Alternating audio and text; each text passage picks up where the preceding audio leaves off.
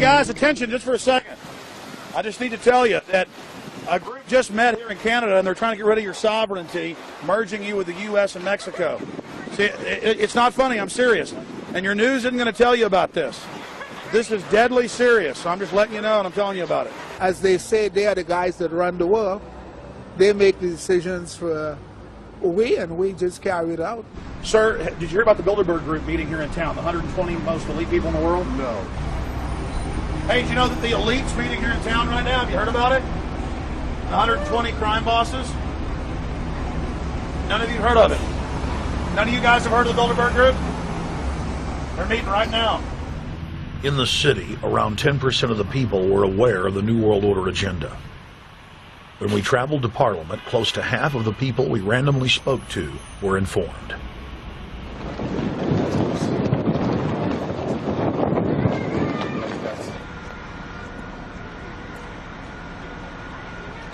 Ma'am, what did you say about the American Union? It's going to end up happening. We don't want it, but it's going to happen. Why do you think? Because the Bilderberg Group runs the world. You have the Trilateral Commission that's also part of the Bilderberg, which is the United States, Europe, and Asia. But most of this is public knowledge. Nobody wants to believe that there are conspiracies, that world leaders are already elected before they're voted on. So here we know that Bernard Lord is part of the outer circle. I was surprised to read that Harper addressed the group in 2003 because my understanding was nobody gets into politics without becoming part of the Bilderberg Group, and then you find out afterwards that that is the case, that they have. Well, yeah, well, Bill Clinton went there in '91, George Bush Sr. back in like '85. And Blair, same thing. Who we think that we're electing as leaders have already been pre-picked for us, whether it's liberal or a conservative. They're already part of the group.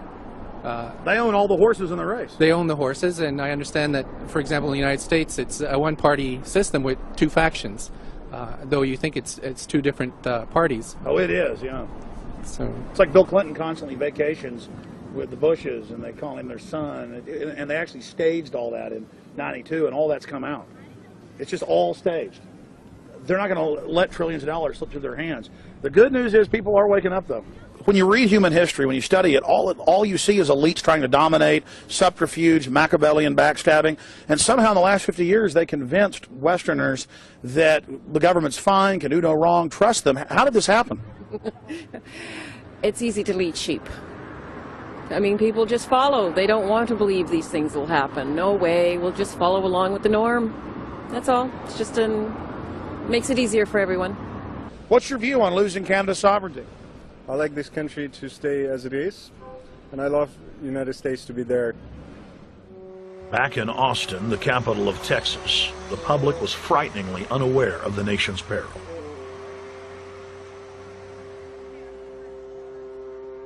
Have you heard about the North American Union?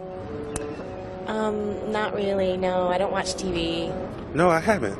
Interesting. I was not aware of that. I don't know exactly what you mean, so. I don't think there's going to be a merger of the three nations. No, I have not. No. No, I didn't know this was happening, so. Yes, I have. Oh, you have heard about it? Yes. After that big rally the other day, don't know about it? I don't know about it. No, I have not. Have you heard of the European Union? I have, yes. Are you aware of the European Union? Oh, yeah, of course. Have you heard about the European Union? Heard about them. Do you know about the European Union? No. Europe, 15-member group expanding? A what? 15 nations of Europe merging in 2000. Whatever.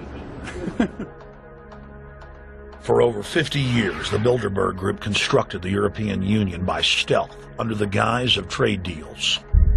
Now the elite are using the same secretive program to complete the North American Union. But this time, superstate integration is on the extreme fast track. International agreements like NAFTA, GATT, and APEC were just stepping stones in the formation of the NAU. The North American Union was officially born at Baylor University in Waco, Texas, on March 23, 2005. The leaders of the United States, Mexico, and Canada told the press that they were only meeting to discuss trade. It soon leaked that a secret meeting had been held during the Security and Prosperity Trilateral Summit. The three governments had refused to release the secret agreement to the people. In September of 2006, their treasonous operation was blown wide open. From September 12th to September 14th, in Banff, Canada, hundreds of elected and appointed government leaders from Canada, Mexico, and the United States met in secret. On the last day of the conference, someone inside the secret North American Union Forum leaked the agenda. The front pages of newspapers across Canada carried the story. The Judicial Watch Foundation submitted Freedom of Information Act requests to obtain the full agenda and minutes of the secret assembly. Many federal agencies refused, citing national security. The foundation finally succeeded and did receive thousands of pages of documents. The documents marked unclassified are the blueprints of a shadow government ruling by bureaucratic and executive fiat. The pages chronicle an already operating North American Union. Transportation, law enforcement, agriculture, regulation, banking, manufacturing, construction, education, immigration, and even the military are being merged with no input from the people or their elected representatives in Congress and Parliament. One of the first items on their agenda was to stress how important it was that their plan, quote, be carried out by stealth. The controllers also talked about exploiting the public's fears of climate change to push a continent-wide tax to fund the new government. Globalist tool Robert Pastor is incessantly paraded on the world stage as the man behind the North American merger. When he testified before Congress, he pushed the idea of a continental security perimeter that erases national boundaries and merges the security apparatus. The best way to secure the United States today is not at our two borders with Mexico and Canada, but at the borders of North America as a whole.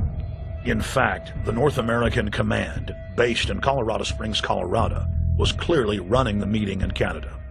For the past decade, the Pentagon has been training with Mexican and Canadian forces and has openly discussed using them inside the United States for disasters and to quell domestic unrest.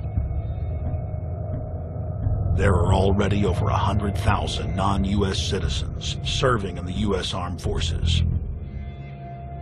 The Pentagon is now expanding its recruiting centers in Mexico, the Philippines, and Eastern Europe. Big city police departments nationwide are lobbying to change laws so they can recruit non-citizens to join the police force. What we are witnessing is a Red Dawn scenario in slow motion. Tyrants throughout history have brought in foreigners to oppress their domestic populations.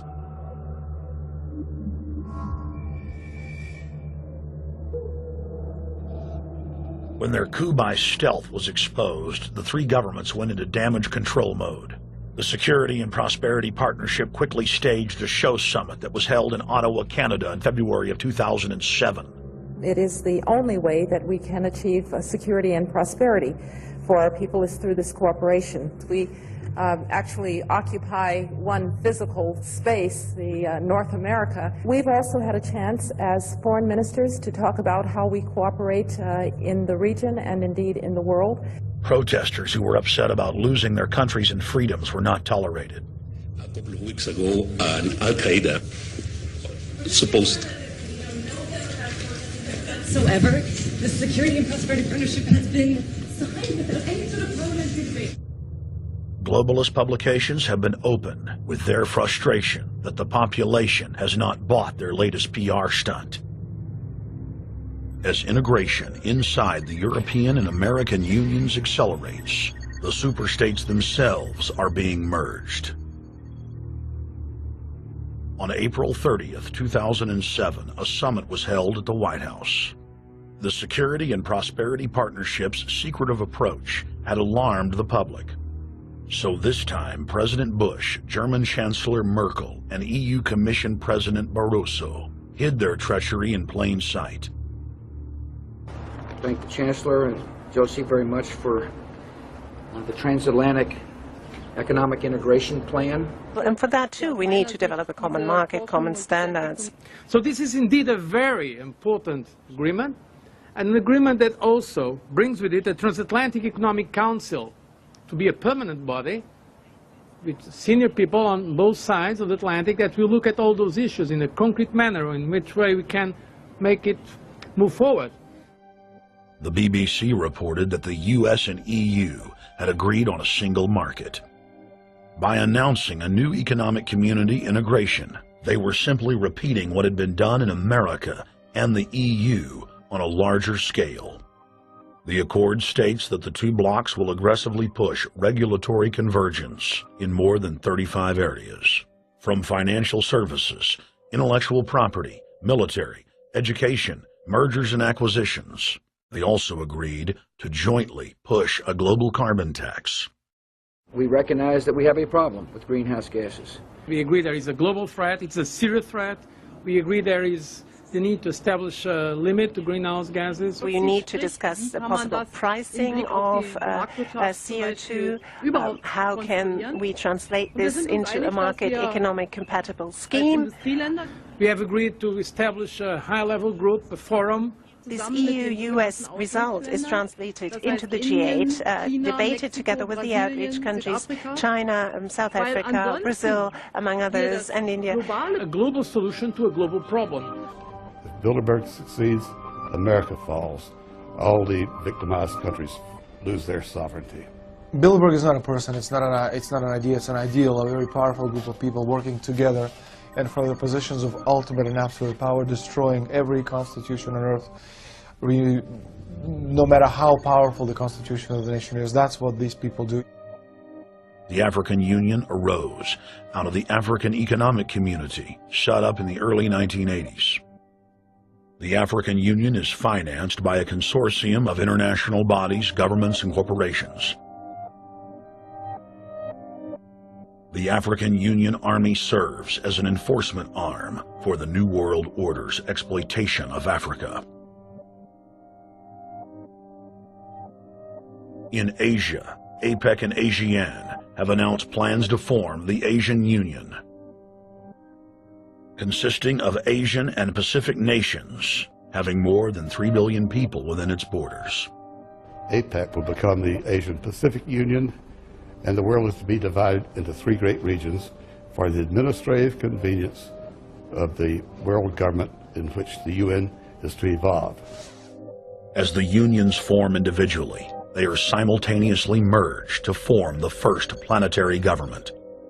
They're trying to destroy every nation on earth which is trying to promote progress, because these people basically they are landowners. They don't need progress because they control the land.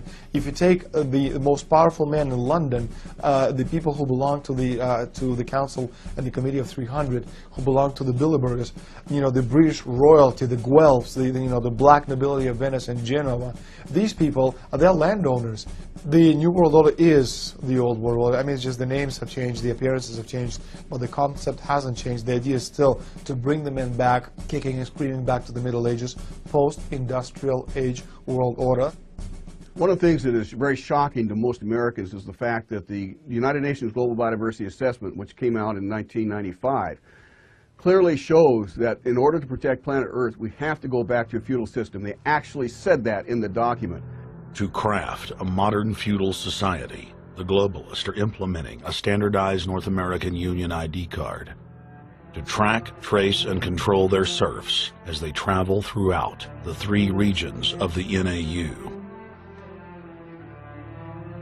Building on the massive displacement of humanity caused by globalization, the New World Order is rapidly constructing the physical infrastructure of the North American Union, the NAFTA Superhighway Control Grid. I'm Arthur Peterson, Colonel retired in the Army. I see things today that are happening that would make my friend who died in World War II turn over in their grave. To think that people would even consider confiscating land of farmers and ranchers and taking their homes away from them to turn it over to a foreign company in Spain, which was controlled by Don Carlos, I understand, a notorious